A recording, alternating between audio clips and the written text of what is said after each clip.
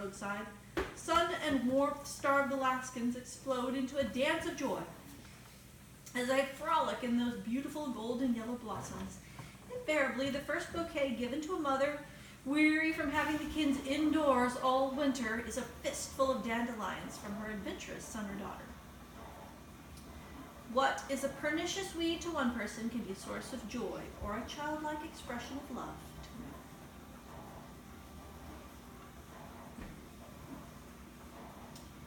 another. Roadside gold mining. The roadside along Turnagain Arm, south of Anchorage, is one of the first places each spring where dandelions poke their heads up.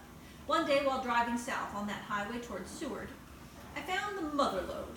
In a hurry to get to Seward in time to hit the incoming tide that would bring some early salmon close to shore, out of the corner of my eye, I saw a car pulled off to the side of the road in a small parking area. The back hatch was open and a lone woman was standing there looking at a very flat tire. I drove on for a mile or two, feeling the adrenaline begin to flow in anticipation of what I figured would be a guaranteed king salmon in the ice chest in just a few short hours. However, invading my fishing dreams was the gnawing awareness that I really should have stopped and offered to assist that roadside traveler in distress. A mile or so more, I could no longer live with my stinging conscience.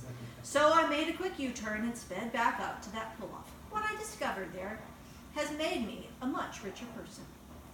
When I asked if I could help this young woman, who was perhaps in her early 20s, instead of a verbal reply, she quickly fumbled through her cluttered front seat to find a little pad of paper and a pen, upon which she quickly scribbled a note to me, explaining that she was deaf and mute, had never changed a tire before, and was confused. I wrote her a note back saying that I used to change tires for a living, and this was a piece of cake. As I got the jack and spare out of the back of her Subaru station wagon, I heard a tiny voice behind me say, "Hello, mister."